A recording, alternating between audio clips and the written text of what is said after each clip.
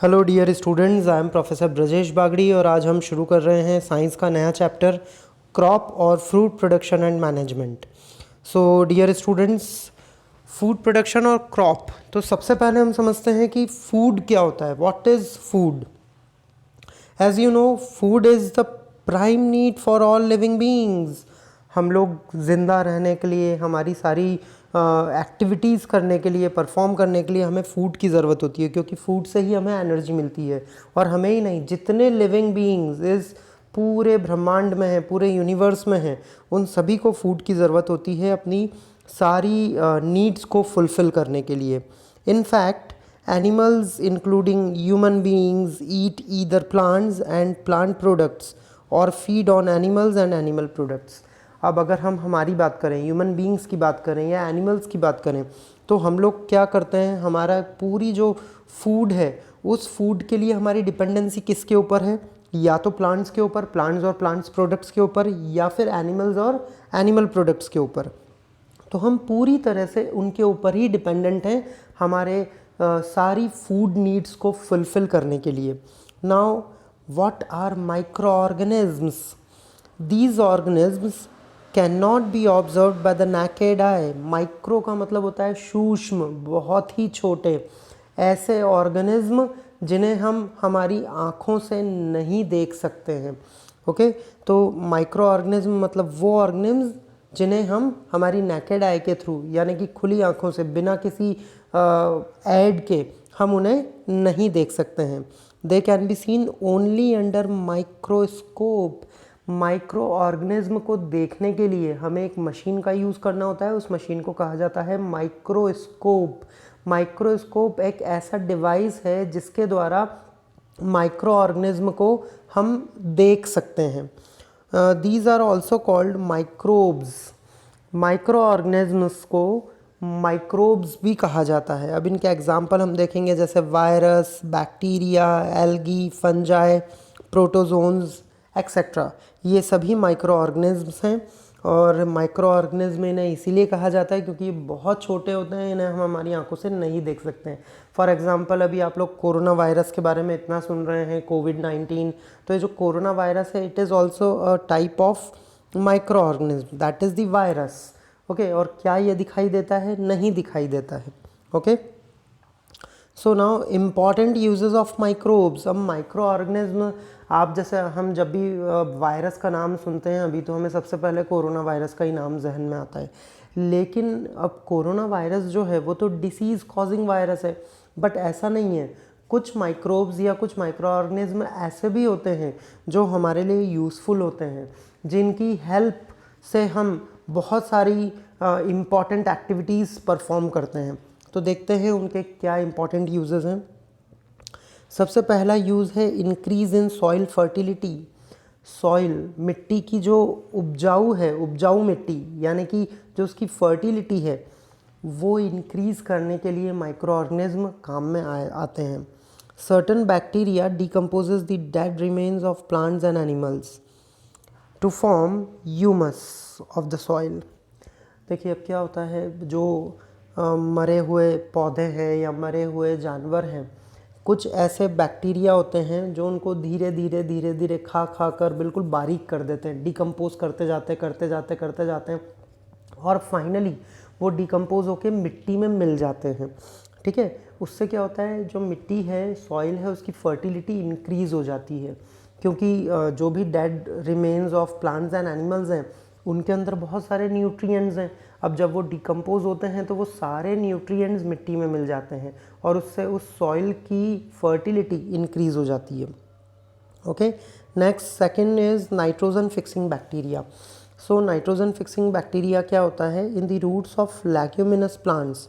Leguminous plants का मतलब होता है जैसे पी, ग्राम या पल्सेस, दालें वगैरह जो भी है, ये सब लेग्यूमिनस प्लांट की कैटेगरी में ही आते हैं।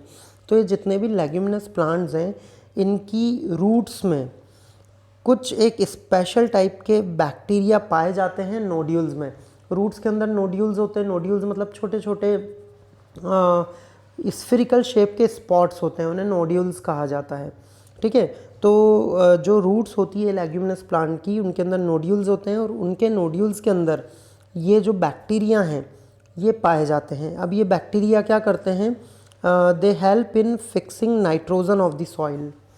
मिट्टी के अंदर ये नाइट्रोजन को फिक्स करने का काम करते हैं। नाइट्रोजन फिक्स करने का काम मतलब नाइट्रोजन को रोकने का काम।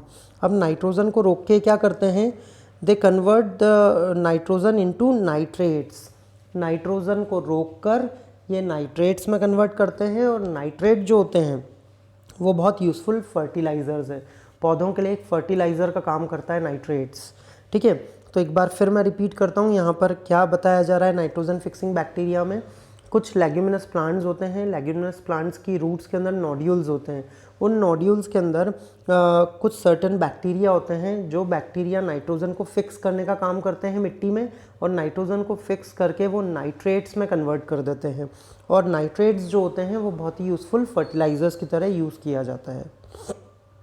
Now next is decomposers and scavengers.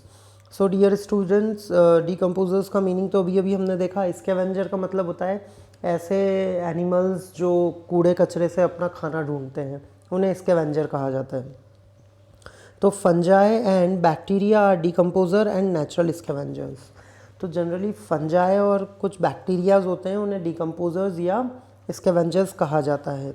They help in converting complex substances into simpler ones. अभी हमने नाइट्रोजन फिक्सिंग के केस में भी यही देखा कि क्या करते हैं, ये डिकम्पोज करते हैं, सॉइल फर्टिलिटी इंक्रीज़ कर देते हैं। तो ये जो बैक्टीरिया और फंजाई है ये नेचुरल डिकम्पोजर्स और स्कैवेंजर्स होते हैं।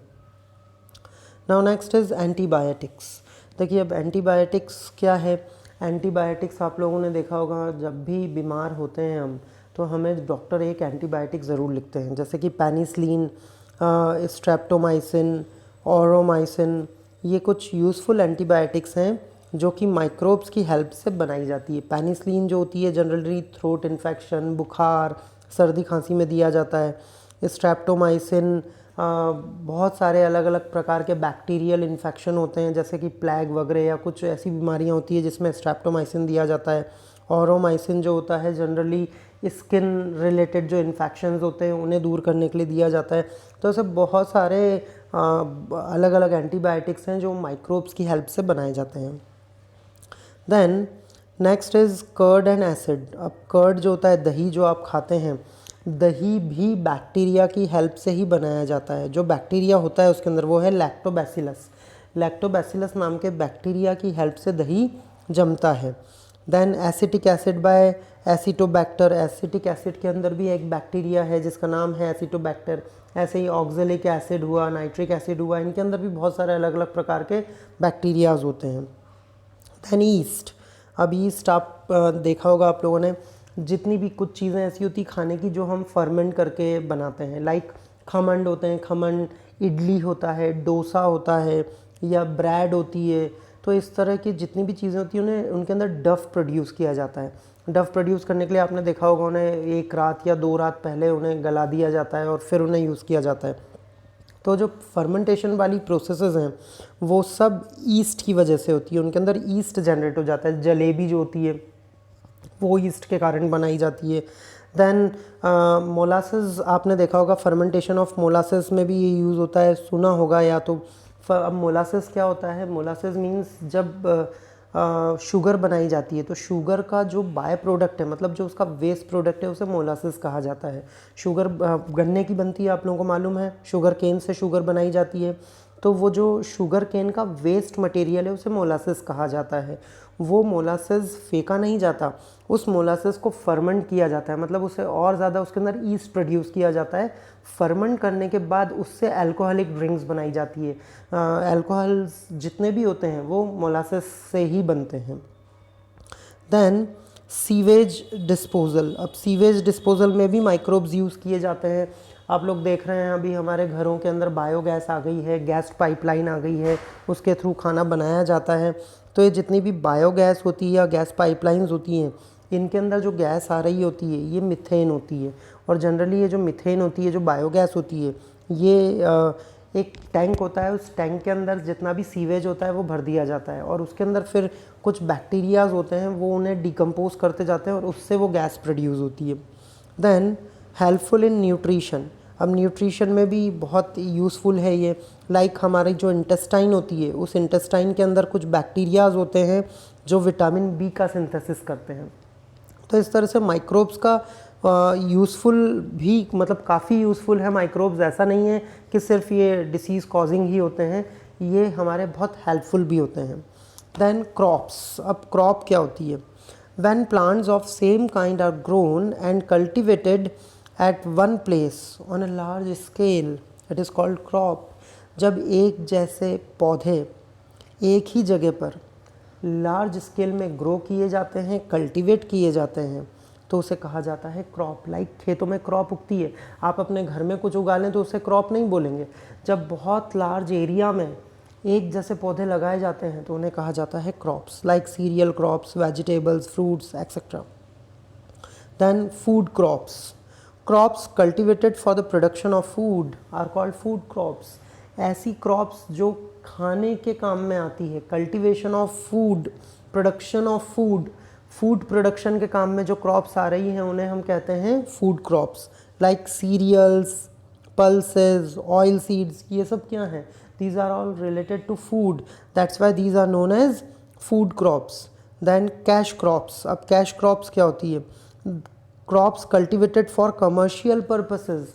ये क्रॉप्स कमर्शियल पर्पसेस में यूज़ होती है। कमर्शियल पर्पसेस मीन्स जिनसे इकोनॉमी ग्रो करती है, जिनसे पैसा कमाया जाता है, उन्हें हम कमर्शियल पर्पस क्रॉप्स कहते हैं।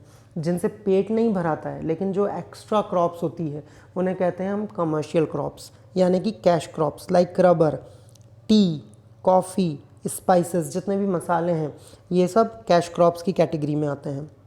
Now we will take some examples of crops grown in India. कौन कौन सी क्रॉप्स जनरली इंडिया में ग्रो की जाती है? जैसे कि सीरियल क्रॉप्स। सीरियल क्रॉप्स के एग्जांपल हम यहाँ देखेंगे राइस, व्हीट, बार्ले, ये सब आपने खाया हुआ है, तो ये सब सीरियल क्रॉप्स है। देन नेक्स्ट देखते हैं हम पल्सेस। पल्सेस में बीन्स, ग्राम, पीज़, ये भी सभी आपने खाया है। बीन्स आप लोगों के यहाँ सब्जी भी बनती होगी, ग्राम और पीज़ अलग अलग दालों के फॉर्म में होते हैं ये। Then oil crops. Oil crops में ग्राउंडनट, मस्टर्ड, सनफ्लावर, इन सभी से ही ऑयल निकलता है जो हम हमारे घर में डेली यूज़ में लेते हैं, वो सभी ऑयल्स हैं ये। Then next is plantation crops. अब प्लांटेशन क्रॉप्स जो प्लांटेशन में उगाई जाती है, जैसे कि जिन्हें बागान कहा जाता है, कॉफ़ी, टी, रबर, कोकोनट, ये सब प्लांटेशन क्रॉप्स है। फाइबर क्रॉप्स, फाइबर जिनसे कपड़ा बनाया जाता है, कॉटन एंड जूट, ये सब फाइबर क्रॉप्स हो गई। Then horticulture. अब हॉर्टिकल्चर का मीनिंग क्या होता है? Horticulture, it is the branch of agriculture in which growth and development of vegetables, fruits, decorative plants is studied. ये वो ब्रांच है एग्रीकल्चर की जिसके अंदर फ्रूट्स, वेजिटेबल्स और डेकोरेटिव प्लांट्स के बारे में पढ़ा जाता है, समझा जाता है, उन्हें ग्रो किया जाता है, उसे हम कहते हैं horticulture. Okay dear students, I hope आप लोगों को ये समझ में आ रहा होगा। अगर आपको समझ में आ रहा है तो आप प्लीज़ हमारे वीडियो लाइक करें, शेयर करें और हमारा चैनल ब्रजेश बागड़ी सब्सक्राइब करें। साथ में यदि आप हमारी ऑनलाइन क्लासेस अटेंड करना चाहते हैं तो आप हमसे कांटेक्ट कर सकते हैं। हमारा नंबर है 9993341563। I repeat 9993341563। Okay, thank you, keep watching, keep learning.